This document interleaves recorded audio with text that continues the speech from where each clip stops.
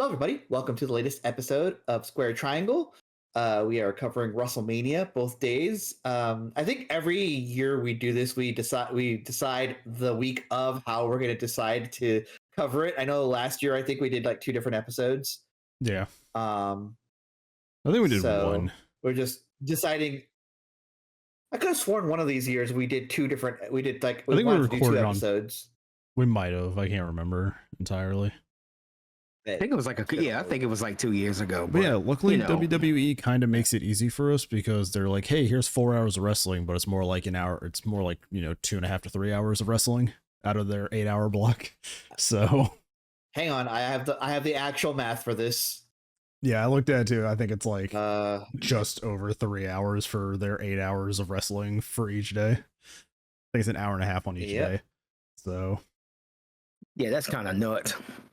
It never feels good because I'm watching more ads than I am fucking wrestling. And then a lot of the wrestling matches were like integrated sponsorship matches. And it's just like, how much money is WWE making on their own without sponsorships to need this much fucking money? Like, so rounding up from where it's fair, night 1 was 105 minutes. Okay, plus 18 plus 5 plus 22. And then night 2 was 91 minutes. Yeah. So 105 minutes and 91 minutes. Plus 91. Which is about 196 minutes total out of 8 hours of WrestleMania. So yeah, just about under. Yeah. Just 3.26 hours. It's awful. WrestleMania in full was WrestleMania in total was what, 18 hours? I mean, a total of 18 hours across both days. A 3-hour pre-show, 4 hours of wrestling, and then a 2-hour post-show. I mean, if you count Stand and Deliver, that kind of adds to the total wrestling time. But yeah, for that was a pretty mid show. This did feel like a mid WrestleMania in a lot of ways. I mean, there were some high points and some really good matches, but like a lot of this felt like a weird dud of a WrestleMania in ways. This did not feel like WrestleMania from the past year or so. So the thing they're doing with WrestleMania that they're trying to be like the next San Diego Comic-Con. If you've ever been to San Diego, if you've ever been to a Comic-Con in general, you know that you go there and there's the event itself, but there's also like after parties. There's people roasting the show. There's side events. Because WWE is a brand. Other thing. Like WWE is a brand, and they're also superstars falling asleep during a Hall of Fame ceremony. Because that's at like 1 a.m. There's superstars almost falling asleep at the presenting. So yeah, R.I.P. to HPK. I mean, the only person having a blast at this WrestleMania was fucking McAfee because he was blitzed out of his mind on commentary, like both nights. Yeah. The dude was high as a kite night 1, and then he was drunk as fuck night 2. Like, I should have taken the cue from McAfee because I guess that's what you had to do to get through this WrestleMania this year. Just be blitzed out of your mind. Yeah, let's talk about this. Yeah. All right, let's start off. We were talking about, like, we always complain about WWE's like how much wrestling they put on their shows for compared to sponsorship, but like 3 and like just over 3.25 hours for an 8-hour block of wrestling. No, that's 2 hours. That's 2 nights of wrestling. Yeah, 4 hours a night, and you get an hour. You get like an hour and a half, just over an hour and a half for each of them. It's absurd. Yeah, but they start with a pretty good match where I don't agree with the finish. I agree with the result. I don't agree with the finish of this match. This is Jey Uso versus Gunther. He's going for Gunther's World Heavyweight Championship. And this match was what it should have been, where Jey is getting the shit kicked out of him for most of this match. And then he's like doing the underdog thing of like fighting back and fighting back and fighting back. And there's no interference. There's no bullshit going on outside of the ring in this match. But then like the finish comes when he win. Yeah, like he has some offense on Gunther, and then he locks in a submission, which Jey Uso does not do. and Gunther like instantly taps. Let me tell you why I appreciate this. Because if you're going to build, you got to build Jey Uso away from being tag team, and the vestige of him being tag teams is super kicks everywhere, is Uso splashes, is all this and that. I'm not saying that he should have beat him with Gunther's own finisher, but I am saying it is symbolic in the way that Gunther got Jimmy Uso is the way that Jey Uso got Gunther. Yeah, but it's like there wasn't even like a moment in the submission. It's like it got locked in and Gunther instantly tapped. Like I'm like, there was no drawing it out. There was no like drama to it. It was like, oh, he's in, tap, tap, tap, and I'm like, that's stupid. Like, yeah, I understand what they were going for there. I understand what they were going for. Like Jey Uso pretty much using every ass whooping he took against Gunther and using all of it against him. But the tap in 5 seconds was a decision. Yeah. Sure. Okay, I agree with that. That's the part I don't agree with. Like, you could have drawn out like the submission, like he locks it in, he tries to get to the ropes, he pulls him back, like actually have the drama of like that kind of spot. But it's like the moment he locked it in, Gunther tapped, and I was like, that's stupid.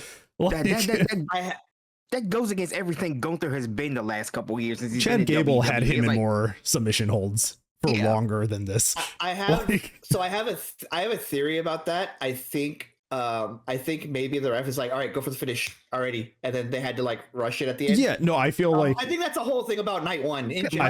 I feel like general, this match of 16 minutes overstayed its welcome. A little bit.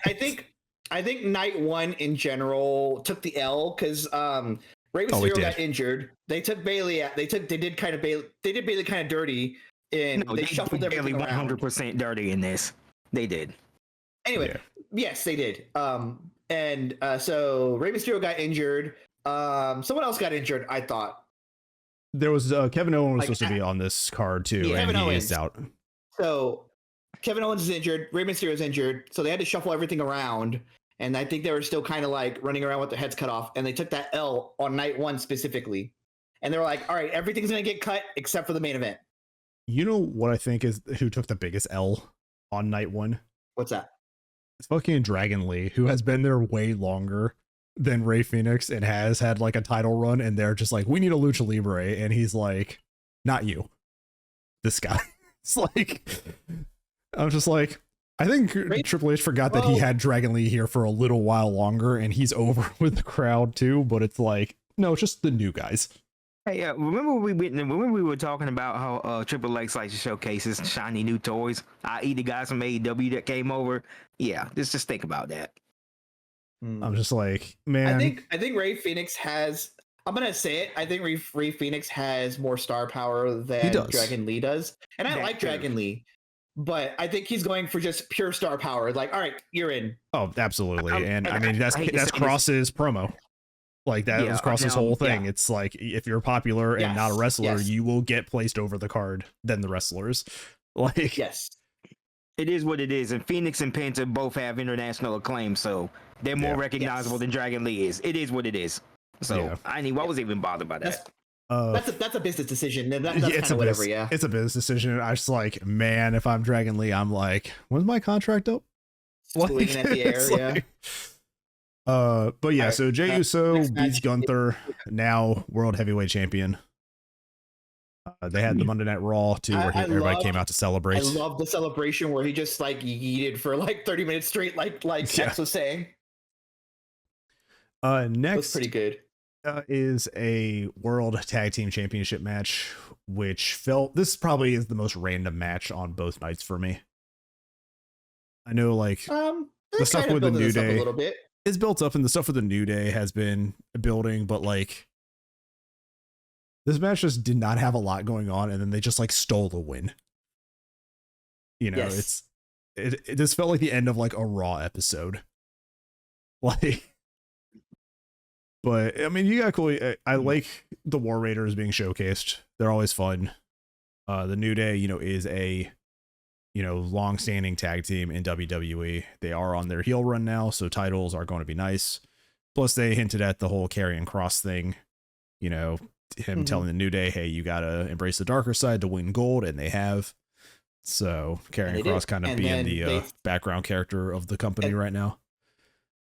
And he was also on Raw when they were walking through the back. He just kind of like head nodded at them. Yeah, that's what I was mentioning. That's what I was referencing on Raw. It's like, yeah, he did see. Karrion's like the background character right now for a lot of things going on. He's a shadowy figure. I kind of like it. I fuck with it. Like, it sucks that he didn't have a match on Mania, but he did make an appearance on Mania, and that's the important thing. And then we were watching it at my buddy's house, and after he got taken out by AJ, you just see like Scarlett come off screen. I was like, where was Scarlett at? It's like just like random Scarlett. Collects her paycheck. That's it. It's like Karrion's there and he gets hit, and then like she comes from off screen. I'm like, Scarlett was there too. It's like kind of based to just walk by for a paycheck. Yeah. So yeah, New Day. All right, I'll take my $5,000. Yeah, I wonder. Do I even have like notes for this match, or was this match just like it came and went? I'll be honest. I struggle to take notes for night one. Yeah, I struggle to take notes for night one. A lot of these matches literally just came and went. Like it was. Yeah, I will. The product improved over the next few matches after the tag match, but not significantly until the main event. Is how I thought about it. But for the most part, it just felt like all of these got called for time.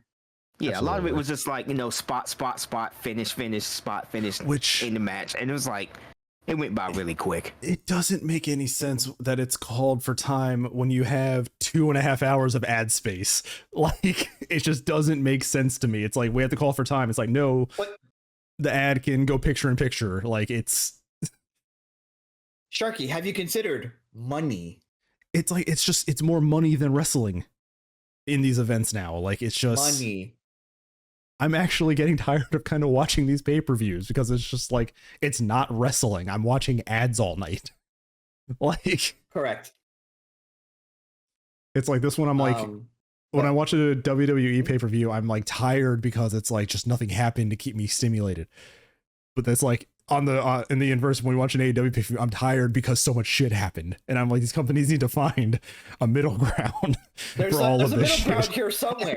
Somebody has a middle ground. It's you can called do GCW. Yeah, you can do more than an hour and a half wrestling, but you can also do less than 4 hours of wrestling. There's a mid. Bloodsport really cooked this weekend, by the way. Speaking of GCW, shouts out to everybody who participated in that. I didn't get to watch it. Josh Barnett for holding yet another event, another banger. I would recommend it. There's a lot of people who didn't get booked on WrestleMania on the card that showed up. Like, I know Natalia was there. Pete Dunne. Yeah. Natalia. Karrion Kross was there. That man's bank account is fat right now between his Mania appearance and showing up at Bloodsport. So that man's account is fat. Yeah. Just kind of a nothing tag team match. I mean, it wasn't bad, but it didn't feel like a Mania worthy feud or anything to happen, and then just like they stole the win and ran out. Yeah. So it's just kind of like, that was just one of those. It was one of those things that could have just been saved for Raw. You know. Yeah. Only thing interesting was like the War Raiders came out in like Clash of Clans cosplays, but that's about it. Yeah, they were the first of the many sponsored matches for the night. Yeah. And we'll get to another. We'll get to another tag team champion match, which I feel is a very weird result in the aftermath of everything. But we'll get to that on night 2. Next up, Jade versus Naomi. We have Jade Cargill versus Naomi. If this match was had fun. like another 2 or 3 minutes, I think that would have been perfect. Yeah, I enjoyed this match, but like, again, not a lot happened, but it was still a really good showcase of both of these women. Jade proving that she's a powerhouse. Naomi, you get to playing the heel character a little bit more. Like, it's very good.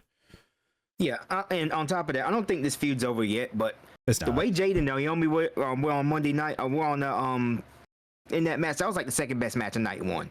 Honestly, they wrestled like this was big for them, and they did a really good job here.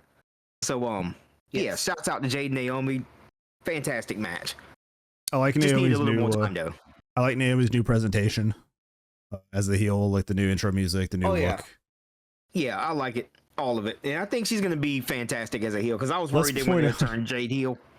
Let's point out they had Jim Cantore for Jade's opening, which is wild. of a statement to say, but I laughed. I legitimately laughed. The crossover event of the century. Yeah, it's just to announce that a storm's coming. It's gonna be really funny one of these years when they have the hurricane come out and be like, "There's a hurricane coming through," and then Jade Cargill just pushes him out of the way. Yeah, I can see that. That'd be fun. But book it right now, WWE. Yeah, 9 minutes though. I think another 1 or 2 minutes this match could have gotten without losing anything on the card, and it actually would have helped showcase a little bit more. But Jade picks up a good win. Still booking her as kind of like a really good powerhouse. And I really dig it. But again, it's 9 minutes. There's not a lot to talk about in this match. There were some cool spots and all that, but just not a whole hell of a lot going on. I like seeing Naomi do the things that she would do as a babyface, the X Factor and stuff like that. But she's finding ways to do them where it's a heel person would do, doing it out of the ring, for example, and stuff like that. Yeah. Also, Naomi's X Factor's at the splits that she does on somebody. Yes. Who did it better this weekend, Naomi or Logan Paul? Because Logan Paul hit one on AJ Styles. It's not even close. Naomi, we're gonna see Naomi on that one. They ain't even close. I'm not giving Logan Paul shit. He did that, he's and I was very talented. I'm not giving him more. When he did that, I'm like, this man's moveset is just create a wrestler. He does not have a single offensive move in his entire moveset that is original to him. He has just everybody else's shit. It was just so. It's just so. God, they hate how good he is. We'll get to him later. We'll get to him later because I do also want to thank AJ for probably what I thought was the craziest timing thing in that match. Yep. Next is a match that was. This is kind of my match of the night until the next match, and then the final match. I really like this match. Yeah. Jacob Fatu is a fucking monster, and I love him. And LA Knight just proving that he's a great hand. Yeah. That fucking moonsault into the Blunt Force Trauma was really good in this match. Yeah, it was sick. But yeah, this match is just literally just Jacob and LA Knight beating the shit out of each other. It's a really good US title match. I think so. This match went 10 minutes, and I think the other two matches could have used more time. This match went the right amount of time for me. It did. This was good. This match had a good back and forth. It didn't overstay its welcome, and it had a very clean and a very, believable finish here. Just Jacob Fatu running through somebody to get gold, which is crazy. Yeah, and again, you're just building Jacob Fatu up as this unstoppable monster, and 10 minutes is good. It gives them just enough time to get that point across.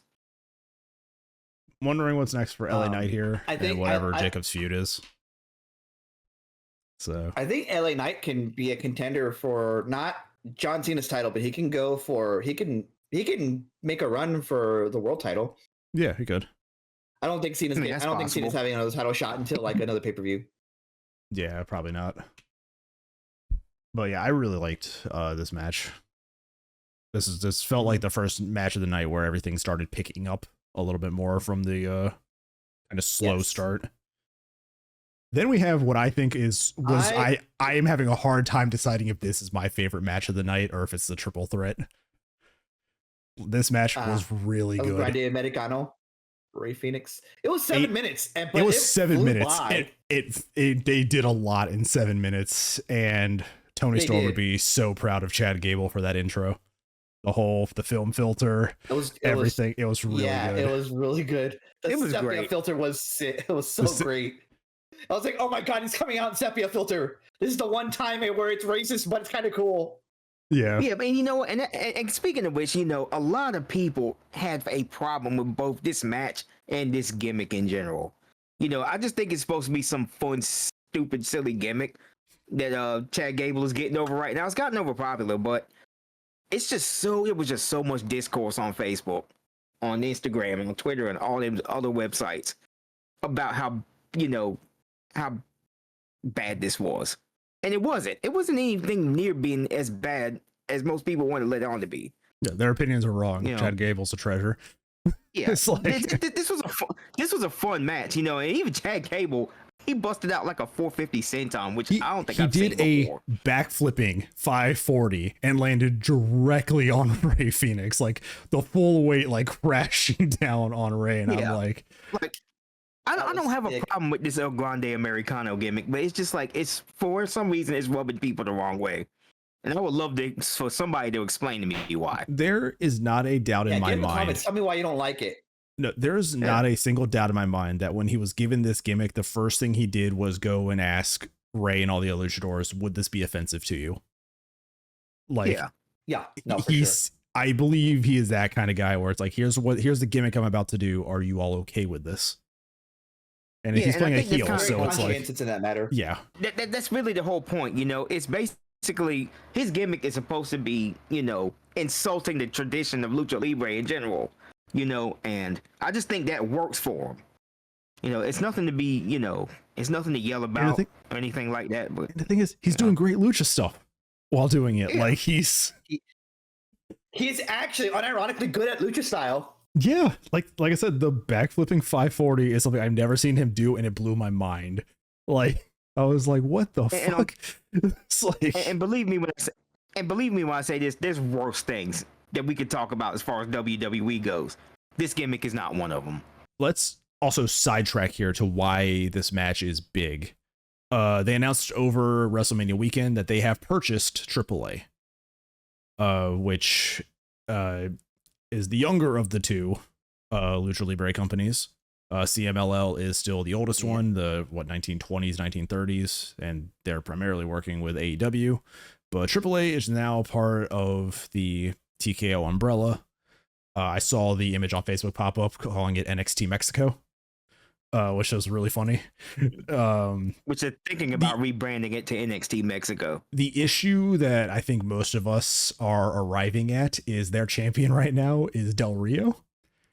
And that man probably is going to be out of a job this week. And Marty Scurll. Like, I think those two. Marty Scurll is on the roster still. Yeah, I think those two might be out of a job by the end of the week. Oh yeah, most definitely. They got to do some major cleanup here in AAA before they even think about going forward. Now this is he's currently, and as a matter of fact, recently he got suspended. You know, in Tijuana for 6 months for attacking a fan in the audience. Del Rio moment. I guarantee you he's going to be out by the end of the week. Yeah, because he's Del Rio. You know, he's a scumbag. So it is what it is. He'll be out of there soon. This is a me gripe. I hate that Vikingo is in that umbrella now. I kind of want him to be back like with AEW, but I'm just like, God damn it, he is in AAA, isn't he? Like, I thought it was CMLL. No time putting him on there. They waste no time putting him on TV. Like, he even showed up after the Ray Phoenix match. Like, yeah, he did. He showed up during the match. Yeah, he showed up to help him out of the ring and everything. So it's just kind of like, all right, I guess they're going to start pushing Vikingo, which is cool, but I don't think they're going to know what to let him do. Like, I think they're going to let him do his thing at first. I think they're going to let him do his thing, but against other AAA stars, and maybe like Rey Mysterio or Ray Phoenix or whoever. I wouldn't be surprised if they knock back some of that stuff he does, though. Yeah. Oh, for sure. But yeah, so we now have to put out someone's eye. So as I see it, with the two sides of the wrestling world are now like congealing a bit more. We have AEW, CMLL, New Japan, and Ring of Honor, and now we got WWE bringing in AAA and TNA, and I'm like, the battle lines are being drawn. We can get this pay-per-view, guys. It's like it's two different ecosystems forming, and yeah, it's about to be a wrestling war of some sort. That used to be a pay-per-view, right? Battlegrounds. I'm here. Yeah, Battleground was a pay-per-view. I am here for the the battle line being drawn in the sand of like next because there's also, you gotta remember, there's also Pro Wrestling Noah and New Japan. Oh yeah, so it's like in Japan you have the WWE AEW side, and then in Japan now you have the AEW and the WWE side. I'll put Ring of Honor and TNA like on the same bar. Sure. So it's like, all right, Two different ecosystems, man. it's just the Infinity Gauntlet on both companies is like slowly getting filled up. It's like Classic I need one of them to. I need one of them to take over. What was that wrestling? What was that wrestling company that was like all they were like fought in a mud pit in what was it, Africa? You talking about soft ground Soft wrestling? ground. Yes, soft ground. Someone needs to take soft What ground. what has happened to that, by the way? That like completely disappeared from. They have a, They bought. they have a They ring. have an actual ring. They like a bunch of wrestlers got together and they got an actual ring. It's like Yeah. they got all that stuff though, but then like I haven't heard anything else like coming out of that at all. Just go to the YouTube channel. You know, they're still fully functional. Yeah, Nice. I'll have to find that. it's just that they don't have the gimmick of fighting in a mud pit now. So now they For actually some fight reason, in a I ring. feel like that was way more like endearing though. That's like the Sure. spirit of wrestling without all the glitz and glam of having an actual like ring I setup. think they appreciate being in a actual wrestling Yeah. ring more though. Yeah. Yeah. Chad Gable but needs anyway, Chad back Gable to needs gold. this. Make Chad Yes. Gable AAA champion. Like Oh my god, that would actually be Oh, sick. God. fire Del Rio, Actually, run a tournament, I- give it to Chad Gable. Like The triple I mega would, champion. down that would there, actually be man, sick. That would actually be kind of cool. Because Have it just- that gimmick what down if- there in Mexico would work so well. Hang on, I have it. What if like it's El Grande Americano and he's running through the tournament and he wins and we're all like it's Chad Gable for sure. It's Chad Gable. And then there's like a Lucha de Apuestas match down the line. He loses, they unmask him and it's not Chad Gable. it's like It's some other random dude. me trying to think of any Yeah. other wrestler with that body like type. It's like It ain't that hard to find a vanilla midget. I'm just gonna say it. It's not that hard to find a vanilla midget. I'm not gonna go as far as to call him that, but yeah, you're right. I think Like, that all the W- respect in the world to his moveset and everything. It's not that hard to find that body type. in the indies. WWE has the chance to do the funniest shit, and that is fire Del Rio and then give the AAA title to Chad Gable. It's like at that point, I'm in. They can't do wrong in my eyes. It's like If that happens, I would be totally invested in that. I really would. Well, so we kind of let the cart before the horse in this because we mentioned that they bought AAA. We didn't mention that on the same night as they're already doing Money in the Bank, they're hosting Worlds a Collide. co-op pay-per-view Worlds between Collide, AAA and WWE. Worlds Collide. which I think Chad Gable may be at Worlds Collide rather than Money in the Bank. I think they're probably going to keep drawing out this gimmick and throw him as like their kind of ambassador wrestler to AAA. So I hope they do. yeah, I hope they do that too. How can this man not do anything wrong? He gets everything over. And they're still looking at him and they're like, you don't deserve an IC title yet. And it's like, fuck you, buddy. It's like, I deserve everything. Like, You're wrong. Next question. it's like, just some gold. Even if it's another company's gold on Chad Gable, just give him something. The man has worked his ass off and has gotten every shitty gimmick and every funny gimmick over. Like, he didn't get Shorty G over.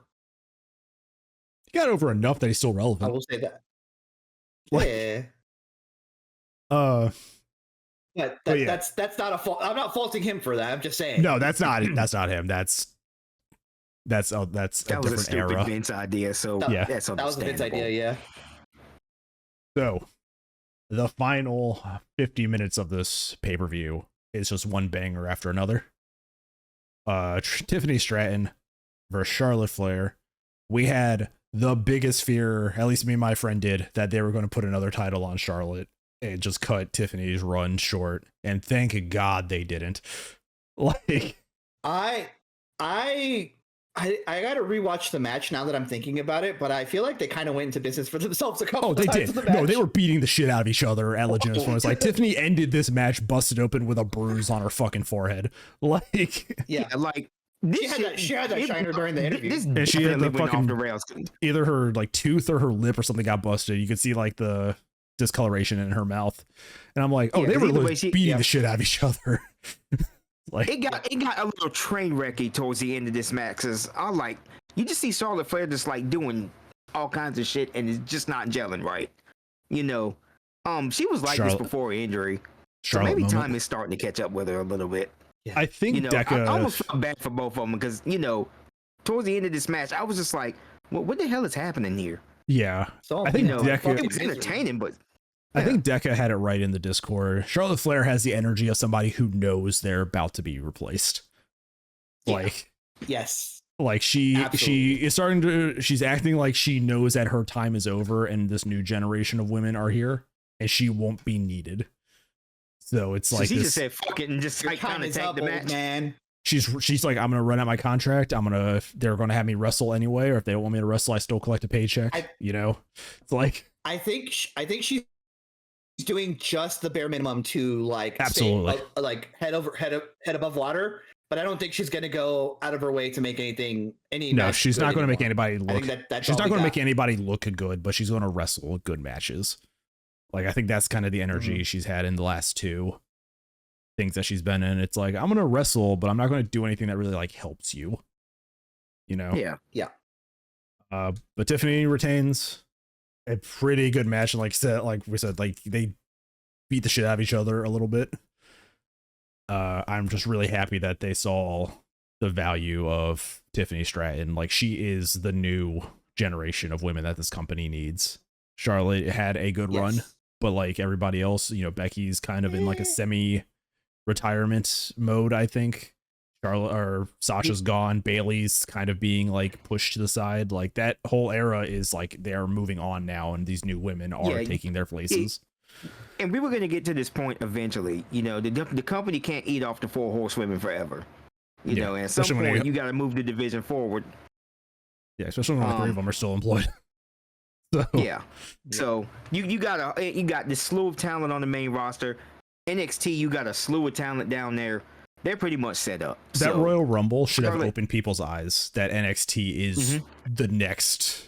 Like, these are the people that this company should be built around. Yeah. Like, I'm a little disappointed we didn't see more NXT stars on the event itself. I know they had Stand and Deliver beforehand. Yeah. But like, I feel like we could have seen like a Roxanne Perez or something in the back or in a backstage segment or something. Yeah, like somebody in the background or maybe somebody like at ringside. Just let them like get to ringside, kind of promote them, especially if they're coming to the main roster like they did on Monday. You know, kind of give them that early like, here's this person from NXT, and then oh look, they showed up on Monday. So yeah. On top of that, it's time for Roxanne to move to the main roster. Yeah. She does not need to be in NXT anymore. She is ready. Although she is primed and ready to go. She did make an appearance on the Raw after, and she did. It was a match with Stephanie Vaquer versus Io Sky, which fucking cooked. Yeah, as it should. Go see that match. Go to Netflix and run that match back. You will not be disappointed. It was amazing, even with the shitty finish of like someone running in and there not being a definitive end to it. I like it better that way because I got to see Roxanne Perez. And on top of that, they did all of that in that match because they want to plant seeds. They want to pretty much feature people right now so the fans have an idea in their head as to who they are. They're going to do something with this later, but not right now.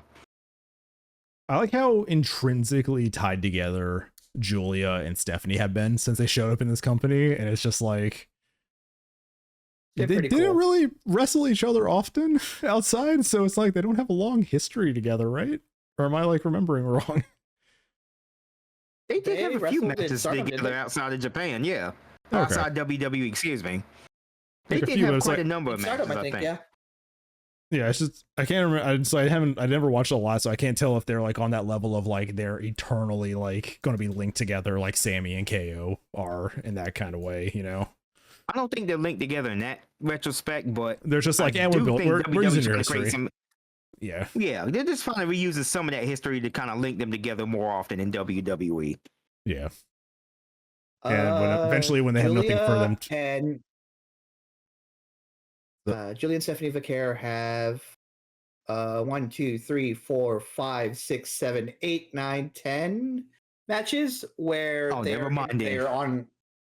on one side or well, this is counting also tag team matches where they have been like on opposite ends or the same side or whatever. Is that mostly Stardom too? No, it's 2 in Stardom, and then the rest is WWE. Oh, okay. Shout out to Cage Match. Shout out to Cage So they Match. all kind of built. So WWE is basically trying to, link them together more often. That's cool. That's fine. It's going to be the easy way of when they inevitably run out of things for them to do in like a weird transition period. It's like, all right, tag team titles.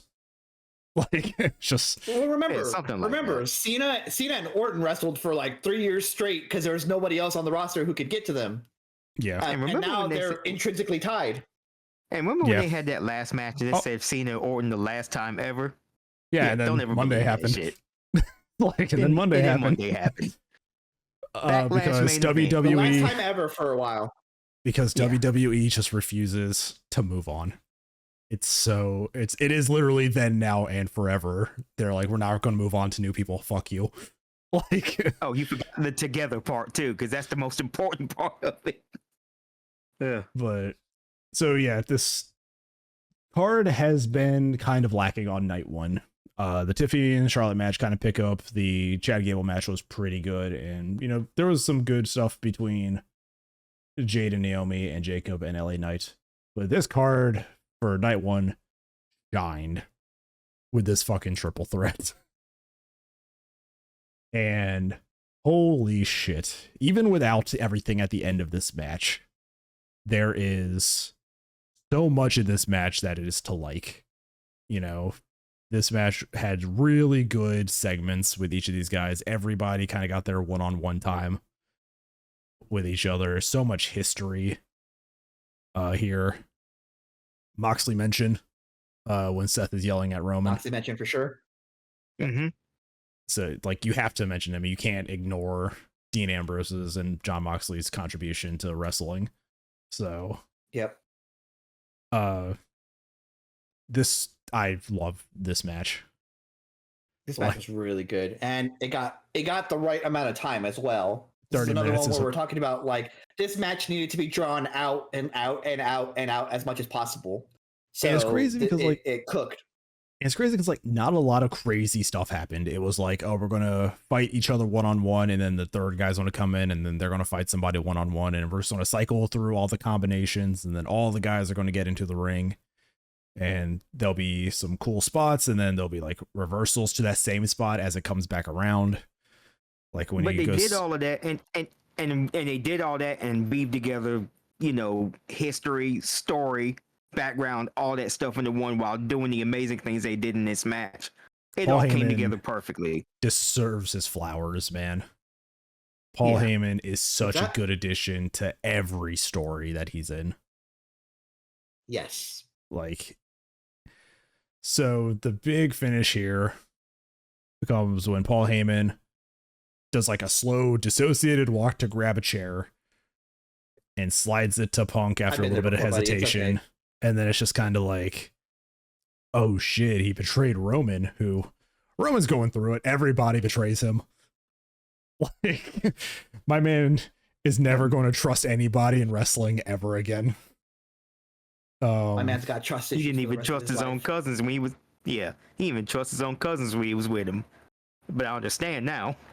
And he gets into the ring with Punk as Punk has the chair, and then he low blows CM Punk in front of Roman. And then Roman gets the chair and is looking at Seth, and all of that Shield trauma is coming back, and Roman's about to unleash hell on Rollins, and then he gets low blowed by Paul Heyman, which made me pop. Me and my friend are losing it at his fucking house when we're watching it. It's so good. And Seth stands up, and it's that energy of Triple H is like, there was always a plan B, And it's just Heyman now sided with Seth Rollins. It's, oh man, it's just so good. But you know what, though? Really good. I don't want Paul Heyman being like the wise man to Seth Rollins. I want Dangerous Alliance Paul Heyman from back in the WCW days. I want him to be the front and center of what they're going to do with Rollins from here on out. This is the man. This is the general. A tiny phone, though. Yeah. Yeah. Like a. Yeah. Let's just bring back the brick phone. The brick phone. It has to be tiny. No, I think it'd be funnier Has to be like a in this tiny day and phone age. like In this this day and big. age, if this day and age he has a '90s cordless phone that he can like hit somebody with.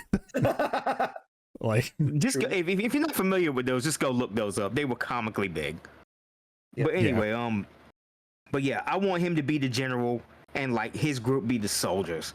You know, because we started to see, you know, the beginnings of that on Monday Night Raw. And Paul Heyman has been the wise man for the last 5 years. I don't want him in that, you know, groveling, you know, submissive role he was a Roman.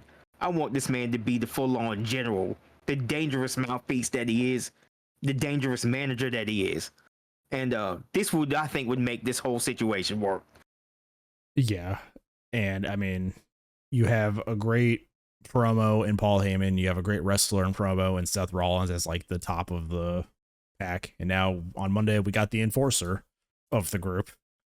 So it's gonna be interesting to see. This is a change of pace in WWE that I like because it's unexpected. Yeah, it's interesting, like with who they're picking, and I'm like, okay, I'm invested in this. I want to see where this goes. Like, it feels fresh. They need, you know, one more. They need one more person. They need the like superstar, the guy who oozes charisma. It can't be Seth Rollins because Seth Rollins is like the mastermind. It can't be Braun Breaker because Braun Breaker is the muscle. They need another like machismo guy, like Randy Orton was for Evolution. yeah, and I don't think we're the only ones thinking it. I think it's Austin Theory. Like, yeah, I think that's kind of what everybody is like landing on. It's like this is the group that Austin Theory needs to be a part of. This would be make that next big step for Austin Theory because you know this would move him upward in the right direction. Where this leaves Grayson Waller, I have no idea. That man could be No. WWE's MJF, really. He's annoying. He's a good chick of shit heel. He's still good in the ring. Like, they can find a spot for Grayson Waller. He talks really good shit, too. So when The Miz retires, Most likely I he see did. Grayson Waller being The Miz. You know? The first feud of every new guy showing up on a pay-per-view card to talk shit and then get beat by a celebrity or something. You know, he fits Right. that role really well. I think it would work for him, honestly. You know, just being that little, you know, shitty, smarmy heel. Yeah. And, I mean, Miz, God knows how many more years Miz has on his contract, or at least in him to be a wrestler, so they're going to need somebody to be that guy. So, but yeah, this match, dude. Like, again, we say, like, hey, if you want to watch, like, good matches, or, like, with good storytelling and good wrestling, kind of like the good mix of everything, this is a good triple threat to watch. It does tie a lot of history. They do a good job mentioning it. And then it's just a crazy finish that you wouldn't really expect with everything that we've had over the last few years. So, Yep. At least night one ended on a high point. I say this with every performance that you've ever seen in your life, concerts, recitals, play. You always remember the last thing, the most important. It's Mhm. going to be your litmus test of was something good or not. It's going to be the last thing, the main event. And I say that as we go into night two. Yes, we will talk about the main event of night two because there has been a lot of conflict in terms of opinions about it. I don't like it. I don't like it, but it's not because of it was a bad match, but we'll get to it. It starts off with a banger, though. I do think yes. It starts off with an absolute fucking banger. Too cooked. Yeah, this cooked. Io Sky is the secret sauce to make every match better. Like, and I say that because she is in her match with two powerhouses of Bianca Belair and Rhea Ripley. And we don't get moments in this match unless you have a small wrestler like Io who is also good in the ring, because she is eventually used as a weapon in this match. Like they swing Io into each other. Like, and I think that is just kind of really what helps this match, is that you have somebody who can be used as a motherfucker to beat another motherfucker. It's like, it was. See, the thing, and like the thing about Io Sky is, Bianca and Rhea would have been a fantastic match on its own. Io Sky is just somebody that can just come in and improve everything. You know, I've been a fan of hers since Lucha Underground. I first saw her with what was that tribe's name? I think it was like Black Lotus. The Black Lotus, yeah, and they fought Pentagon, and I'm like, run it back, WWE. They have all those, all of them in there for that. But yeah, she is just fantastic. You know, she can do all kinds of things. She can go in there with anybody, you know, and just put on banger after banger. You know, I have so much respect for Io Sky, and I'm glad they put her in this, because this is what this needed. She also takes the crazy spots, like that drop onto the top of the turnbuckle near the end of the match. That kind of takes her out while Bianca and Rhea go for their finish. I ain't forgot about the 2 times now she's jumped off of a cage with a trash can. Yes. This woman is insane. She's just the secret sauce. Bless her heart for it. I love her. Like, she'll get somebody on the ground, she'll like do the stomp, step on them, go up, moonsault them, and then like do it again. Yes. Like, she's just so funny. And like, being the champ, well, she's a champion going into this, right? Yeah, she is. This is a weird like cross brand match too. So I think we have 2 SmackDown women versus the Raw champion. Yeah. Fuck it. No, wait. Rhea's on Raw and Bianca's on SmackDown. Io's it was on a Raw. weird. It was a weird like inner brand, like championship match, which probably would have made it interesting if like Bianca won. She'd probably have to switch brands. Obviously. But yeah, like, I mean, Bianca and Rhea, a one-on-one match would be great. These women are strong, and it's so These women are great. Awesome to see. Like, Bianca and Rhea are always going to be impressive in any match that they do because of their strength, you know. So that's just something to expect from Bianca and Rhea. Yeah, it's just, and I'm like, I love Io, and she just adds so much in terms of dynamics, and it's just, when you have people who do a bunch of different things together, the match always feels better when they're all in a cohesion. And it seems like Io can wrestle with anybody. This is the opposite of the Charlotte Tiffany match that was also really good the day before, because Tiffany and Charlotte almost refused to work with each other in a 17-minute match. These 3, perfect cohesion the entire time. Complete. Just complete. Like, all right, we're all on the same page. While Charlotte and Tiffany was like fighting for the queen spot on the card. It felt like when you get the right 3 people in a triple threat match, it can just go as smooth as butter. We saw it the night before with Seth Rollins and Punk. We end night 1 with a triple threat banger, and we start night 2 with a triple threat banger, because you have the 3 correct people in those 2 matches. In a match. And it's so good. In 14 minutes, like, all the matches on this night, with the exception of one, get a lot more time, and they get enough time to do a lot of stuff. 14 minutes flies by in this match because they're just constantly going. And yeah, it's wonderful. And Io picks up the pin. It comes from Bianca hitting Rhea with the KOD, and then Io comes in from off camera with the frog splash or the moonsault and gets the pin over Bianca, I think. If I remember correctly. That was an excellent finish. Yeah. It's just off screen, just boom, and suddenly Io. And this was like right after she was dropped onto the top turnbuckle, and the last time you saw her, she was like slouched over the top rope. And I'm like, oh shit, Io's out of this match. Like, it's coming down to these 2 now. It's like, nah, Io's still here. Like, put a pin in the way this match ended, because it's the exact same way the Intercontinental match ended. Yes, and we'll get to that one too. We're now on to our second sponsored match of the weekend. It's not Clash of Clans, it's Doom Eternal, which I think is more fitting for these 2 guys. Side note, these gaming companies were shilling hard as hell during this entire pay-per-view. We got Fatal Fury City of the Wolves and plastered in the center of the ring. We got Doom, Clash of Clans. I think also we missed that on night 1. Jay's entrance comes after they introduce a musical artist who is a fighter in the game because they decided to put a real guy in Fatal Fury as a character, and he's don't forget, like Ronaldo's in Fatal Fury as well. Yeah. This is Doom Eternal. Deca, you said they were like what Fortnite-ifying this whole game? Yes, they are, and it's bizarre, and I kind of it's weird. It's weird. I mean, Fortnite started it, and then everybody's doing it. Even Magic's like doing like Magic's has a Fortnite fucking crossover, so it's like Fortnitification. Yes, the Fortnitification of IPs is tiring. It sure fucking This was is. also the first WrestleMania I think I've seen where the apron in the ring did not have a WWE logo. It just had all the sponsorship logos.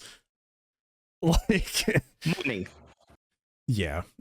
Good thing they had their turnbuckles their branded turnbuckles pads still on. But they had logos on the turnbuckles too, but yeah, whatever. Sometimes you can't tell if you're watching, a pay-per-view or a long-ass billboard ad. Yeah. But this one is sponsored by Doom Eternal. We get Slayer for Damian Priest's entrance, at least the guitarist, which is pretty cool. Drew McIntyre comes out rocking the Doom Slayer's Dark Ages look, which is kind of cool. I want people to show up to street fights in street fight clothes. I'm tired of people showing up to a street fight in their wrestling attire. That's just me. Like, that's me too. Because I don't know, man.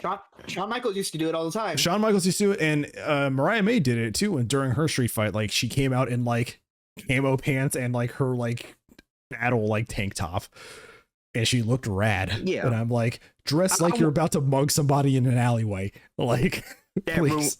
That ruins the immersion for me. I want people in my street immersion's fight broken. Like, yeah, like who goes to a street fight in wrestling gear? This match was good. 10 minutes, or this one was 13 minutes, and a lot of points in this match felt like McIntyre was trying to relive the CM Punk match in ways, especially when the steps came in.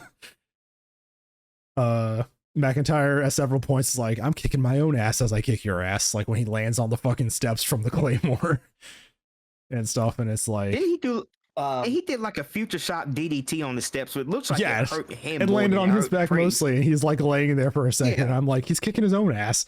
Like, it's just I'll kick anyone's ass. I'll kick your ass. I'll kick my own ass. There's a really good back and forth in this match. Both these guys are powerhouses on the roster. And they're both like really good technical wrestlers too. Remember, don't forget, he also did the board at work selfie again. He did. And I shared on the thing because like it instantly went up on his Twitter because his brother, I guess, posted it because his brother was there. And after everything that he's been through with Judgment Day, Drew McIntyre finally gets his win over Damian Priest. It did take a lot to put Priest away, though. Not in the Judgment Day anymore. Not in the Judgment Day anymore, so it's a nice little victory over at least somebody who has wronged you. And it seems like Judgment Day is on their way out as a faction, all things considered. Especially with the next match, but we'll get to that. I could just watch Drew McIntyre and Damian Priest wrestle every card, every pay-per-view. Like, it just, these guys have such good chemistry. And they're very similar in terms of like muscle and body type. Like, they seem like they could just beat the shit out of each other all day. Like, yeah, and I would love for them to run it back again in Backlash, because I don't think this is the end of this. I want more anyway. No. So yeah, pretty fun match. Not every match is going to be like a feud ender. No. Most of them, in fact, were not feud enders in this pay-per-view. Yeah, I mean, when we look at good feuds, like even Swerve and Hangman, like they ended their feud and they still hate each other. It's still on site because they still hate each other. Like, it's right. But I think they're going towards reconciliation, but we'll get into that later. The tag team arc's gonna be crazy. Like, yeah. This next match, the Intercontinental Fatal 4-Way.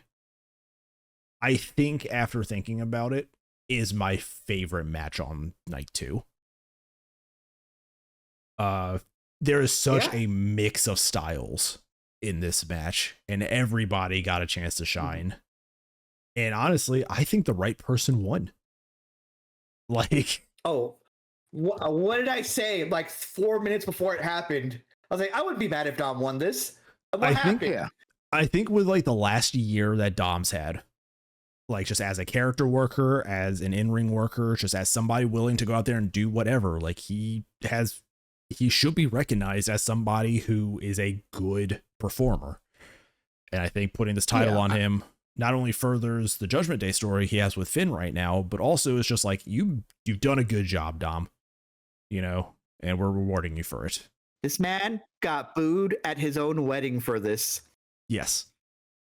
And instantly becomes babyface. Who is somebody who is getting engaged myself, as somebody who is currently engaged and will be having a wedding at some point, I would start swinging on people if they booed at me at my wedding. He wins it, and like the crowd loves it because it's that moment that transcends the character work, and it's like, he did it, he deserves this, you know. Guys, you've earned this. Yeah, guys, we finally reached this point with Dom. The crowd appreciates everything he's doing. Yeah, you know, and that's just how good he's been. He's just been that great the last year. It never became go away heat. It became legitimate, like, heel heat. Yeah.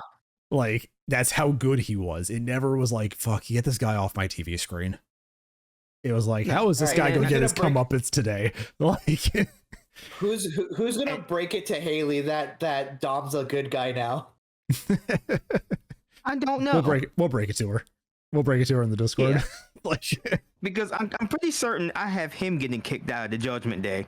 If not, if not Finn. Most people think it's gonna be Finn. I think it's Dom that gets kicked out because he would have one hell of a face run right now. Actually, now that he's getting this newfound appreciation. Yeah, it's like, I don't know, because like with what happened on Monday, they're like, all right, Finn, you don't have gold, so you can't hang out with us anymore. Like, I mean, that makes sense. They could perfectly boot Finn out, you know. But yeah, Finn, maybe a face run would help Finn also because, you know, he could bring the demon back at some point, which got him over. And yeah, I think Finn lost a lot of steam with Judgment Day, and I think that would do him some good. Yeah, the man lost the fucking Universal title and has just kind of been like doing stuff for the last 6 years. And then he just started doing this, and it's just like, you know, I think it's kind of run its course now. So, but everybody, again, got a chance to shine in this match. This was Pento's first WrestleMania match. Same WrestleMania as his brother getting his first WrestleMania match, which is crazy, all things considered.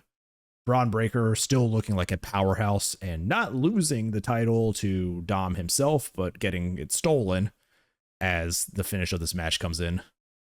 So specifically the finish where Dom frog splashes both of them, but makes an active effort to pin Finn instead of Braun, to keep Braun looking strong. Yes, very good choice on the finish. To not only progress the storyline, but also keep Braun looking strong, considering where he comes out to be the muscle in Heyman's new faction, you know, on Monday. Also Dominic coming out with his grandfather's mask is diabolical. Yeah. And him not being able to pull it off, which is funny. Yeah. Also, winning the IC title and like running towards the back until I guess realizing he has to be in the ring for the camera shots, so he has to come back to the ring. I'm a babyface now. Past everybody who he just beat, including Finn. I thought was really funny. Finn's just like, I'm like, this funny. Man forgot he had to get on the turnbuckle for like the photos and stuff. This man got the title and like started booking it in typical Judgment Day fashion. Like, but yeah, Dom deserves it. I mean, the last year we've talked shit for him as a heel, you know, warmly because he's a great heel. But I think he has worked his ass off this last year. So good for him. You know, Ray's probably proud as hell. You know, I know Trish Stratus posted, it's like, I remember when I could carry you. and congratulations. Aw, cute. So it's like he's Dominic has deserved his flowers for a while, and he's getting it. Yeah. Next match, not really a match, a really great surprise though. I was very happy with it. It was funny because I was sufficiently sports entertained. Because we were like, who do we think's coming out? And we're like, Malachi Black, might be Rusev. It could be, I was like, it could be Joe Hendry, just like laughing. It could be Joe Hendry because he's popular. And then I pretty much said Joe Hendry. The best way to reveal it too. Zoom in on the door opens, cloud shrouded in shadows. I see the blue trunks, and me and my friend Josh are instantly like, holy shit, it's Nick Aldis. Like, because I'm like, holy shit, it's Nick Aldis. Like, that's how they're going to. Nick Aldis is coming back for his win. Yeah, he's coming back. Yeah, it did look like him.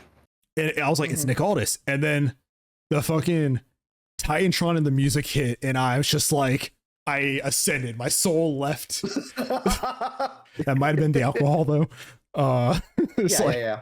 But like, I'm on the couch and it's like I'm ascending, and I'm like, he's arrived. He's here. I thought this match was going to get slashed for time, so I'm glad that they got who they got for like just a fun exhibition. This is not anything to take seriously. This is just like a fun like little thing. Even Randy Orton's like nodding his head to the theme song. This was the most entertaining 3 minutes of WrestleMania Night 2. Yes. Joe Hendry comes out, gets in the ring. The crowd is roaring for him. Randy has to appreciate it. He's like, okay, I see it. They have a nice little back and forth. He gets a little bit of offense in, and then he does this little trademark turn around for the camera to zoom in, and then eats an RKO from off screen. Gets pinned. A good, hey, welcome to WrestleMania.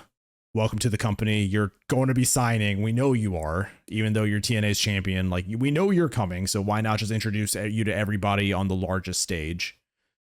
And for the most part, that was the point of that match, just to get Joe Hendry on a big stage. Gets him up, shakes his hand. Randy gives him his usual like pep talk that he seems to give all the new guys whenever he's in a match with them. He did it to Javante Evans, like telling him like, take it in, look around, and all that. And then he hits Joe Hendry with a second RKO. And then take this with you. And then Randy just enjoying his time on Mania, 20th WrestleMania. He does his pose with the little Joe Hendry turnaround. And I'm like, this man loves being here. Like, how Randy Orton is the Snoop Dogg of wrestling right now because he's just doing all the side quests. He's doing all the side quests. But him as a legend, talking to Joe Hendry, and like he did it some months ago with Javante Evans, he's the guy, he's the veteran that should be with these new guys in like showcase matches because he's that good. I just think that after his back injury that kept him out for 18 months, Randy Orton is just soaking in every bit of wrestling he can, every bit of moments that he can get. He's just soaking it all in because, he could not have been at WrestleMania. He could have been retired on the couch. Every time he has left in WWE, he's just absorbing it. There is an appreciation in what he's doing now, and I can see it. He hasn't been like an asshole to anything. He's just literally been out there enjoying the matches that he's been in. He's enjoying his time while he still has it. I think he hangs it up after his next injury. I think that's what's going to happen. Is he's going to get like another major injury, and he's just like, all right, I'm done. I mean, God forbid he gets another injury. Hopefully, he can retire on his own terms. But I think that's going to be like benchmark for him. Yeah, it's like there's a lot of wrestlers who don't get to retire on their own terms. I think Randy, I don't want him to get injured. I want him to be like, you know what? I've done everything. Maybe after the Cena match, if he doesn't win the title, because that seems to be what they're building, he's like, you know what? Maybe this is it. I'll give Cena one good match. And then I will say, I do like Randy Orton and Cena from that, or like they're running back the greatest hits now. Yeah, because I mean, also I think like Randy's what 14. Huh? He's 14 champion, 14-time world champion, 15 time. So if he needs 2 more to break Cena's record. So I think Randy's going for it. Like, so So the only other person they could have gotten as like a greatest hits rivalry for Cena would be like Edge. He's kind of on the other company right now. Yeah. But like that's the thing. It's like all of these guys are gone. It's time to move on, WWE. That's why he's retiring. This is his retirement tour. Yeah. This is going to be a very short time. We'll talk about it. We'll talk about it. Like we'll talk about it. Yeah. But yeah, Joe Hendry. Yeah, welcome to WrestleMania. I was legitimately surprised. I was like, yeah, it's Joe Hendry. Why not? And then it's Joe Hendry, and I'm like, he's here. I believe in Joe Hendry. I remember in the media scrum, Triple H was saying, it was totally told Joe Hendry, hey, this just like get used to this. This is your first one, but it's not going to be your last one. Yeah, go out there and get him. I like how Triple H is also just like boldly telling TNA, we're taking this fucking guy when you're done with him. Like, fuck with me. Yeah, it's like technically I'm the biggest company that TKO owns right now. So if I want your dude, I'm taking your dude. It's like we're gonna throw lots of money at him to get him away from you. You're lucky we don't turn TNA into NXT. Like, and the next, so yeah, Joe Hendry here. Can't wait to see more of him. Love Joe Hendry. Yes. Hate this motherfucker, and he still continues to put on fucking bangers, and I sit there literally like arms crossed on the couch, hating what I'm watching but enjoying it. Like, it's frustrating. Logan Paul versus AJ Styles. I just want to do a quick shout out here to AJ. After getting Logan Paul into the Styles class position, giving Logan Paul no time to prep his head. So I was like, God, I really hope AJ Styles is hoping that Logan Paul wasn't ready and just broke his neck. Like, Jesus Christ, Sharky. No, like he got him up, and there's like the moment he gets that second arm into the loop, he just goes for it. And like, I'm like, Logan Paul like quickly got himself ready into position, but like AJ gave him zero time to get ready for that. Sharky's intrusive thoughts were taking over during that match. He's a bastard. No, he's a bastard. Like he is a bastard. I'm not taking anything. I'm not saying kill him. I would take minor paralysis. Like, like give him the Tyson Kidd finger. with everything he's done, I don't think I'm the only one that feels that way. Like, no, for sure. I hate that. Give the Tyson Kidd treatment. I hate that he went over AJ. It's like it feels gross. It went over clean too. It went over clean. He did not. No. We're not saying he went over clean. There was some shit. He went over smudgy. It wasn't a dirty win. He went over smudgy. It's like a weird middle ground. It wasn't entirely dirty because Karrion Kross didn't cause anything. That would cause AJ Styles to lose that match. He just got a little distracted. That's all. He tried, but he didn't. Also, shout out to AJ for no selling his own finisher. Yeah, that was sick. Logan Paul hits the Styles Clash, and AJ instantly rolls into his own Styles Clash. AJ's like, "Hey man, fuck you, bitch! You're not stopping this match with my move." Like, nope. 17 minutes. This is the second longest match on night 2 after the main event. AJ doing what he does and wrestling a fantastic match. And I mean, we keep saying it, Logan Paul can wrestle. And I mean, these two had great chemistry also. It's kind of crazy. But this was kind of furthering the story of Karrion Kross trying to get people to embrace their dark sides again to win. And this time it was like, you as the wrestler have to beat the celebrity. And he failed doing that. And then Karrion Kross goes on to a podcast and cuts a great promo. It's kind of shoot in 75% a little bit. Like, that was an all-time great promo / all-time crash out. That was a rare Ripley level crash out. Yeah, because like everything's still tied into the story that they're telling with Kross and everybody he comes across. But yeah, honestly, I felt like they're like, just say what's on your mind, and it was like a 75% crash out from Karrion Kross's point of view. Because he's like, I try to be a good soldier and I get released. Like, I mean, it's justified. I mean, it's a justified crash out at least, but a crash out nonetheless. And even Scarlett's looking like tired of it all. Like even Scarlett in that podcast looks so done.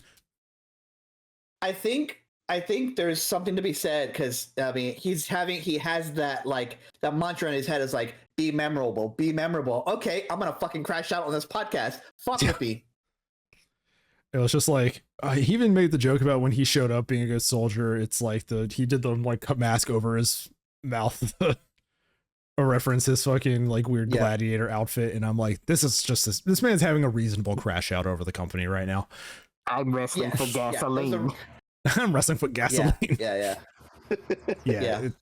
Karrion Kross up in my book. There for the longest time on shows where I don't give a shit about Kross, but recently it's I wasn't familiar with your game. I really do believe. My bad, bro. I wasn't familiar with your game. Karrion Kross's problem was WWE not doing anything with him. I think that's what the real problem was.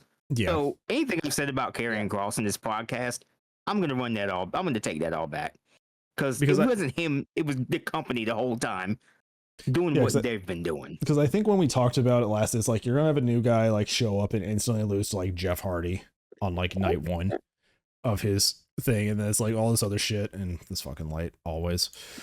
Yeah. I'm back in darkness. Oh no. Yeah. The shadowy figure. I don't fucking know. It's lighting sucks. Yeah.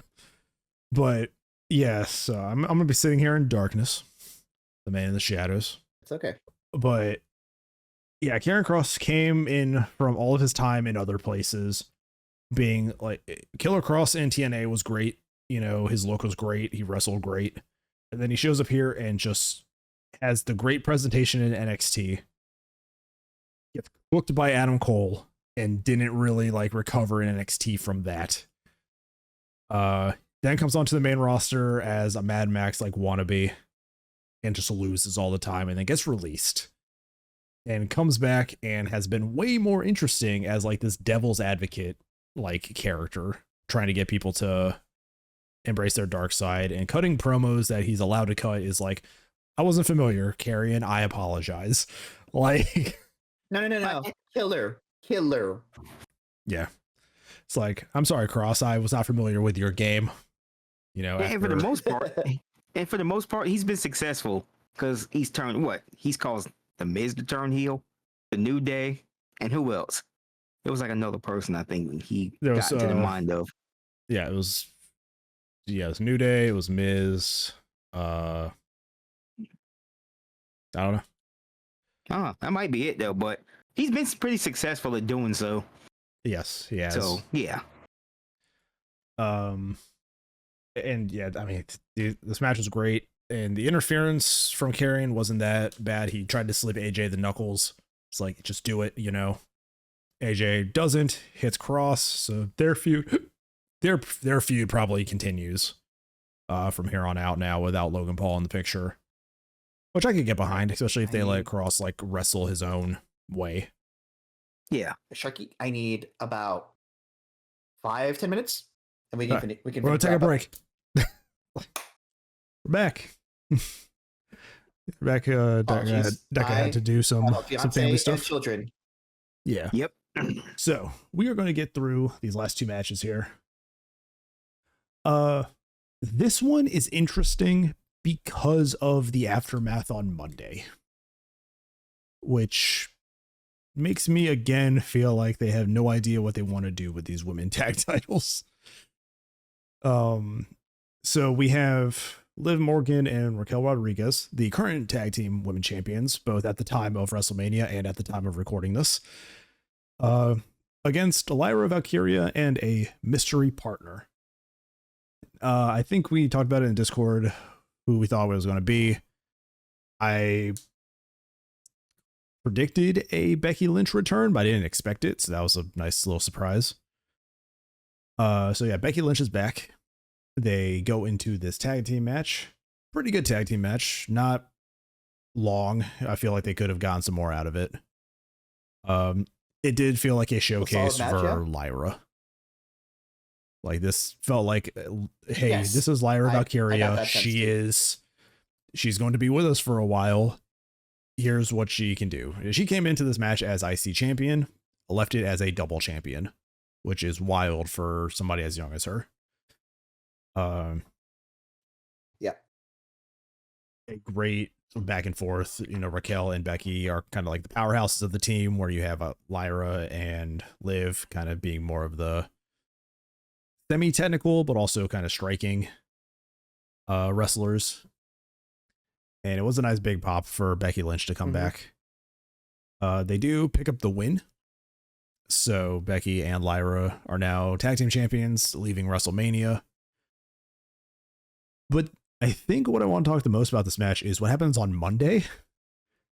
Because this felt like the prologue to the current story. Right, yeah, lose the titles immediately on Monday. And then Becky turns on Lyra. Very weird booking decision to not just do that as like a shock moment at Mania, to have them not win the titles and then Becky lay out Lyra like at Mania, showing like, hey, honestly, I'm back as a heel. Like, because honestly, I thought that would have been the best way to do that, because it just feels like the women's tag team titles are just a set piece for what that was. It's they were a vehicle for the rest of the storyline. And that's kind of been the story of the women's tag team championships. They've just been kind of props more than championships. But like, let's say, like, it just doesn't make much sense to me, because like, all right, you want Becky to come back, but you're going to introduce her as a heel after this whole thing. So I imagine like she comes out, huge pop, big babyface return, and all that. And it's like, oh, we lost. You know, we lost this tag team match, which doesn't really hurt Lyra. She's still IC champion. And it's like, you brought me back to help you, and we didn't even get the gold. And then to lose, and then have her turn like at Mania. To have it happen like 24 hours later feels like a weird delay. Like, I can't think of a fathomable reason to hold it off for 24 hours, you know? Just so Liv and Raquel can win them back. I think they were going for the quantity of titles versus the quality of the match, because remember, the belts are still very new, and in every championship's history, in every belt that's been around for 30 plus years, all of them have those like screwball finishes where like someone wins right away and all of that stuff. So in the now, it's going to be shitty, but like a few years from now, if the belts are still around, they're going to be like, whoa, Liv Morgan's a 4-time tag champion. With different partners. Is the booking pace for Sunday night to Monday night just like, it feels so off. It's like, why do it like this? Because then you could have had a whole segment on Monday between Lyra and Becky. That could have been a potential feud starter right there. But I don't know. Maybe they just want Liv and Raquel to have like a big record or whatnot. Yeah. I think that's what I didn't. Other than that, I just really didn't understand why this decision was made. Why they did it like that instead of just doing the turn at Mania.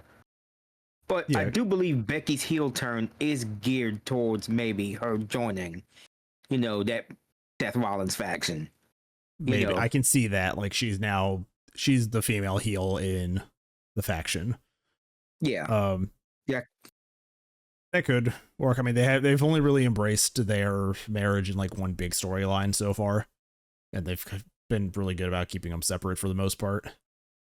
Yeah. So I think with Becky Lynch's heel turn, that might be the puzzle piece for that.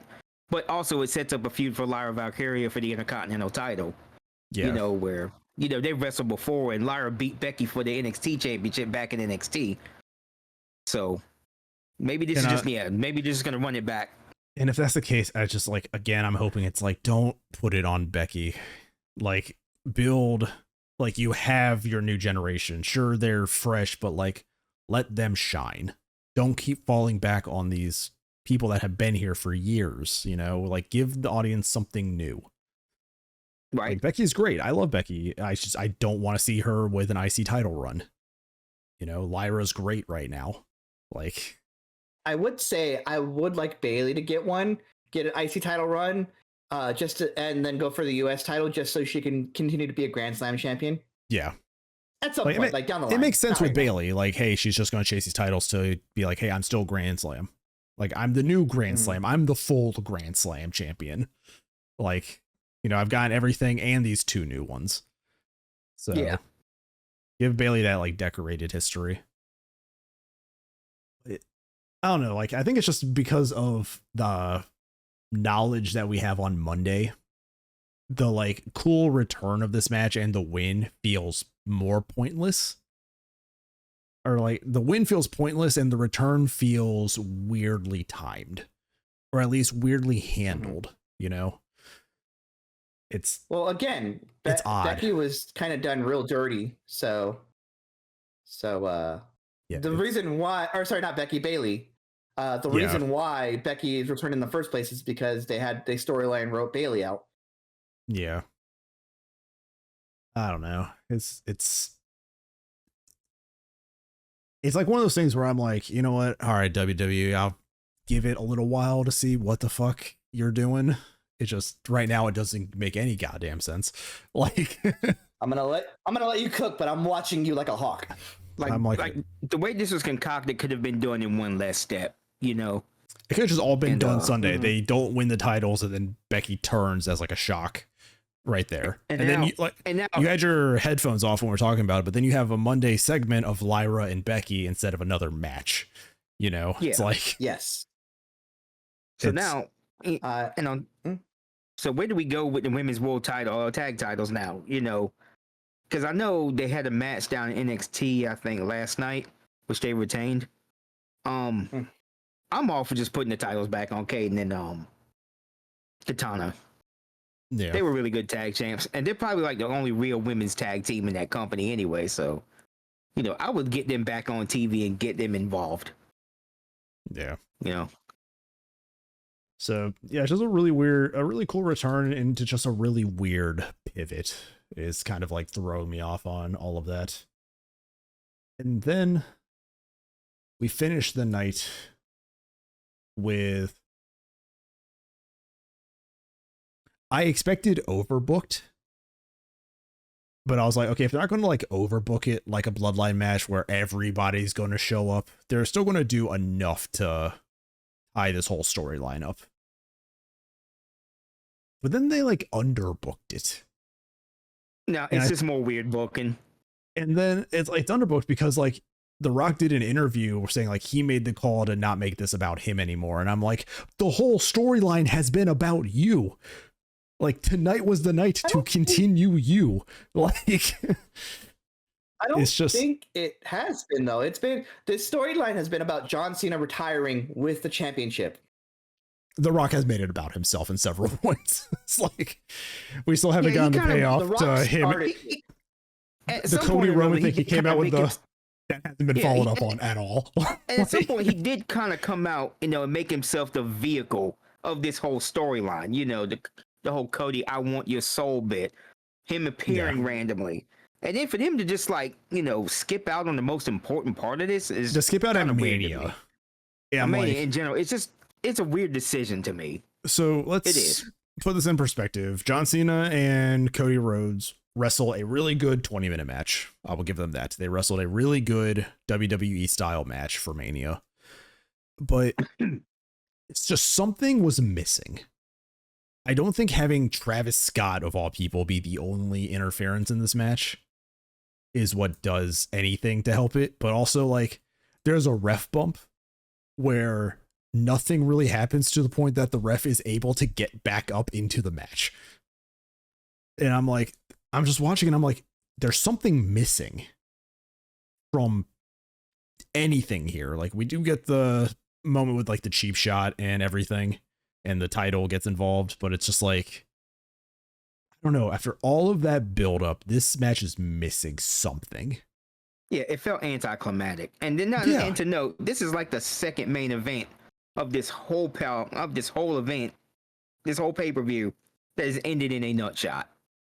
Yes. You know, because Paul Heyman's The main event of night 1 ended in 2 nut shots.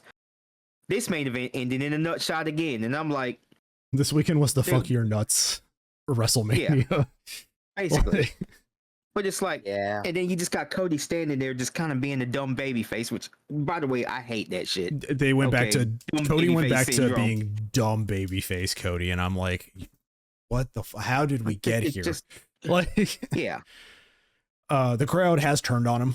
We expected it. The crowd has turned on Cody Rhodes. Finally, they were cheering for Cena a lot this match. I think people have wanted to see Cena break the record just because it is breaking Flair's record of all people. And Flair is kind of a kind of person right now.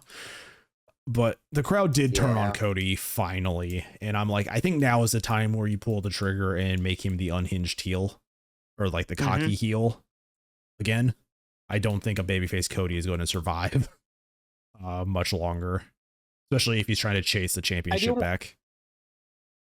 I do want to see what he does though with as after this, because he wasn't on Raw after, right? no, he wasn't. Yeah. He wasn't. He wasn't. No. So most I'm curious likely, to see where he goes from there. he probably might be off TV for a couple of weeks, and then he'll come back. Make this whole vow to become WWE champion again. All I know is it's probably going to drag out until about SummerSlam. He's probably going to win Money in the Bank. Yeah. I think the plan. I think what we were talking about, me and my friend Josh, is that you have Cody like legitimately get a chance to win at SummerSlam, but you have Punk win Money in the Bank, and you have Punk steal the title. And that's kind of where I was going with that, because I think the whole plan it could be Cody winning at SummerSlam and regaining the title, but that's what I think's gonna happen. We're gonna get seen, because remember, I think if they're still gonna do the King of the Ring, that's for a chance at SummerSlam, for a shot at the WWE Championship or World Heavyweight Championship. I think one way or another we get CM Punk involved in there, and I think he takes it. I think actually realistically, you probably book Punk Cena for SummerSlam, because I think with this faction that Seth is in, he may try to get back at Cody finally, because he is 0-3 against Cody. And he has to get at least his one win against Cody. Yes. So now I think he's like it's like, hey, we worked so hard for you to win this title and you just fucking lost it to Cena. Yeah. So Seth is also a little thing too. I was looking here on the Wikipedia page. Apparently with Cena winning, they have officially retired the Universal Championship, and it is now just the WWE Championship again. Yeah. So, but Punk Cena at WrestleMania would be bigger with Punk winning it. But I do think you would just have Cody Rhodes win Money in the Bank, so he could hold on to that briefcase for a while. I think if you use Punk Cena is like the best way. I think you send Cena retiring. Yeah. That pay-per-view, that opponent. I think that's probably the best place they have in current WWE. Cena's not retiring in SummerSlam, is he? Is that his last? He's retiring in December. That's what I thought. Okay. But I don't think he whole ass pay-per-views after. Yeah, I don't think he holds the title to December though. I think he holds it until SummerSlam. Yeah, what is their... I'm gonna look up to see what their December pay-per-view. Yeah. Because he has 27 dates left. Let's see. Come on. What did they have? November is War Games. Yeah. Summer Survivor Series. December is... they don't have it yet. Interesting. Yeah, looking at last year, I don't think they have an event on December. They starting 2024, they did Saturday night's main event. But it looks like the final big event is Survivor Series War Games. Could we see Cody versus Cena teams as War Games? Could we see John Cena get into a War Games ring? I don't know. God. Probably not. Leave the way he won the WWE title in a bloody heap. Yeah. John Cena's going to go off the top of the fucking cage. It's like I think one of CM Punk, Seth Rollins, or Cody Rhodes wins Money in the Bank, and another one of those three is in the world title picture at SummerSlam. Yeah. I think that's how that goes, and I think that's kind of echoing what you guys are saying. But I'm like opening the possibility to more of them. Yeah, but like, it's so crazy. Like, this is the match you end WrestleMania on, and it's like 20 minutes of good wrestling, a Travis Scott appearance, a ref bump that doesn't really go anywhere besides a nut shot, and then you just have Cody lose. Mm-hmm. And it's just kind of like, all right, I guess that 1 year title run's over. Welcome back to WWE, Cody. It's like they had you lose to Cena. Like, and it's just kind of like, it really felt like The Rock was supposed to be there and then said, I'm not showing up for Mania. And it like had them panicking. Like, well, because he was called into Pat McAfee's show, I think it was. But he mentioned that he like, if The Rock was gonna be like, I'm not fucking showing up, he would say that, right? Like, because he's The Rock, he does and says whatever he wants. So I think he legitimately thought this was the best idea to going forward, of being like, all right, I have set the pieces in motion. Now it's Cena, Cody, go. Yeah, let me bring it up here because this headline is just great, trying to make sense of The Rock's interview with Pat McAfee. The Rock is only making his WrestleMania absence look worse with this interview. I can't get into any sites because they require fucking ads.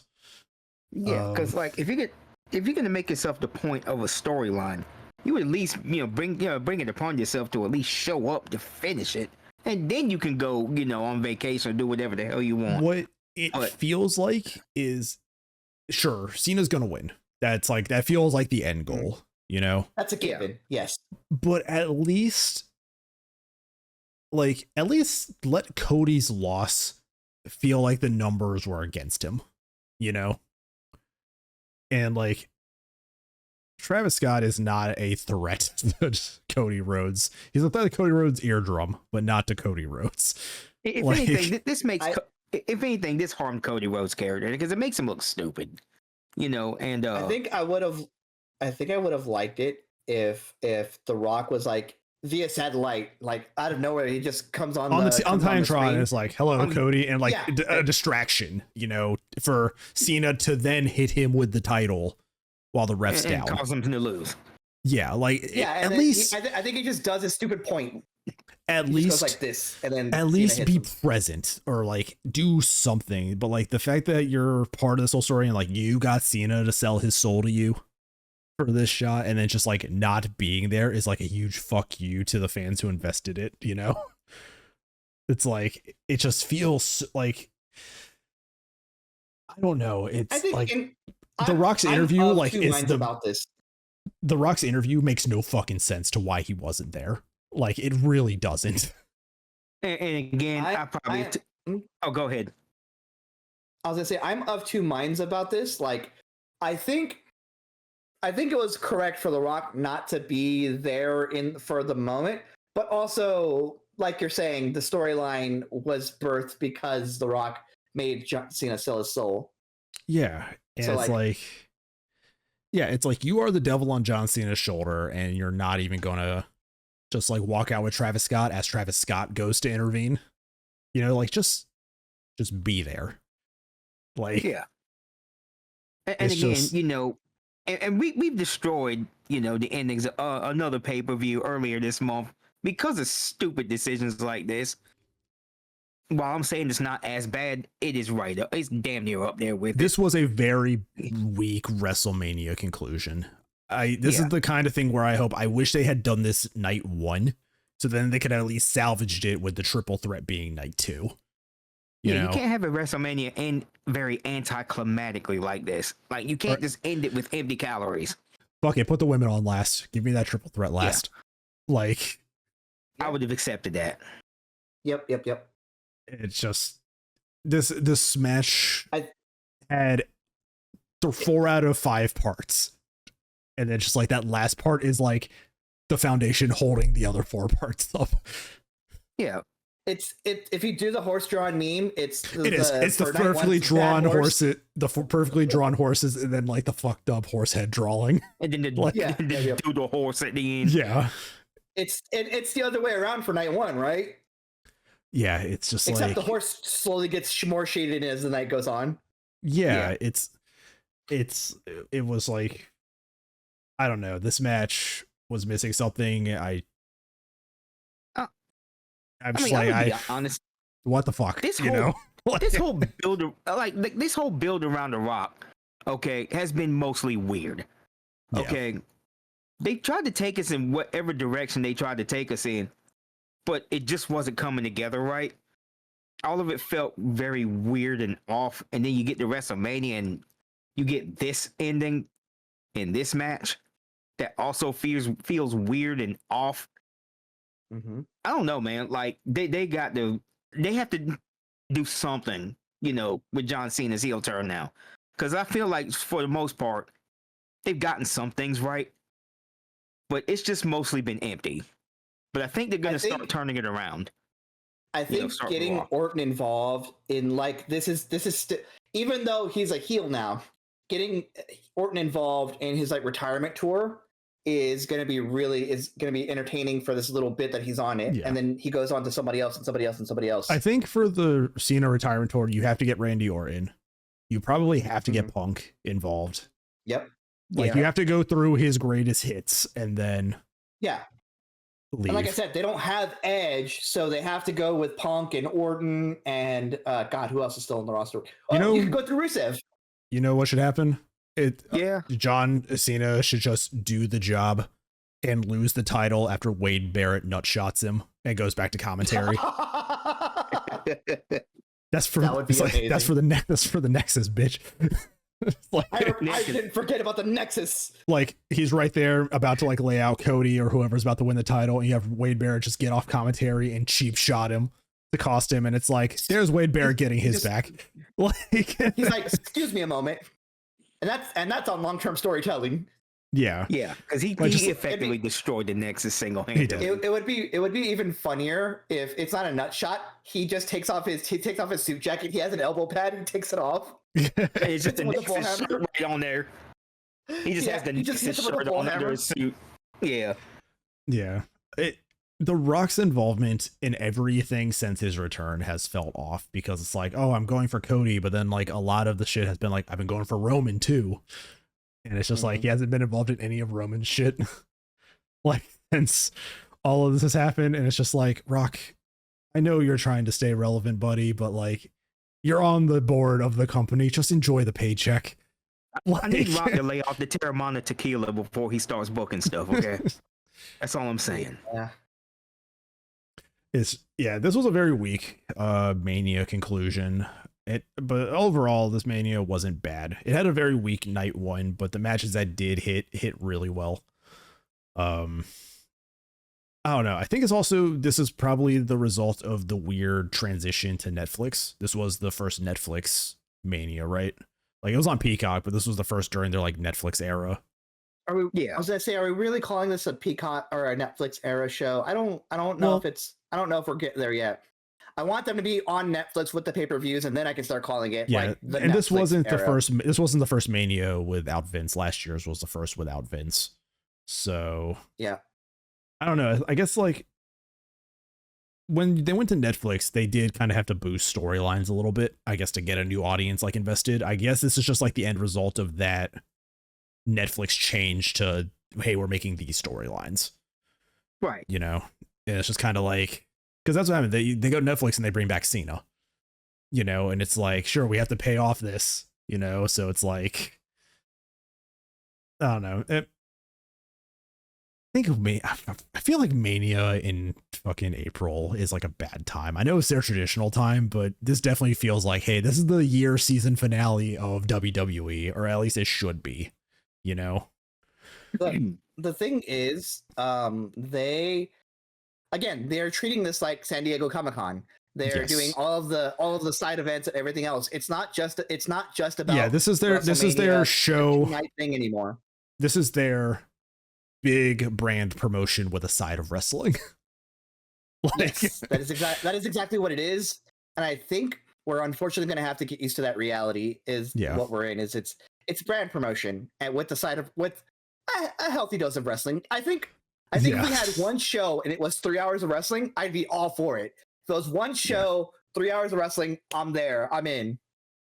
Well, next month but we got that a pathetic amount of. Next month we got that with Double or Nothing. We'll get our 4 hours of continuous wrestling. On 4 hours of 4 hour on a 4 hour show. And on top of that, we got the Owen Hart tournament concluding there. I can't wait for Double or Nothing. I think that's going to be a fantastic show. So, upcoming WWE events, because we usually only look at these whenever we do WWE shows. So, what's next is Backlash. So that's usually their big like Mania Fallout show. Then a few weeks after that, we have Double or Nothing. And then Battleground? Oh, NXT's Battlegrounds. Okay. It's NXT. Money in the Bank and Worlds Collide. Do we want to double up on that, or do we want to do two different things? I think that one can be too different. That one can be too different. We'll do a special double episode week and cover. It's going to be like Collide. Different storylines. Yeah. It'll air the same day as Double or as Money in the Bank. It'll just air in the afternoon. So at a different venue too. Yeah, that's TKO wild. money. That's that TKO money. Sure is. That's that TKO money. Yeah, it's the LA Forum, I think, right? Kia Forum for Worlds Collide, and then the Intuit Dome. For formerly known as the LA Forum. Yeah. So that at least covers us May and June. And then starting July, we'll have our big stuff start beginning, like All In and SummerSlam. So, so June's going to be May's going to be pretty full, and then June's going to be pretty full. So we have a lot of stuff to talk about, at least coming up. 2 episodes in May, and then 2 episodes in June. Hell yeah. I love wrestling. I love wrestling. I just get confused whenever they do dumb shit. Like whenever they do shit, I'm just like, I'm confused. Wrestling is great. Like, I'm not kink shaming. I'm kink asking why. Fist of the Triple H. I booked this shit. Like, I think we shared that picture in the Discord.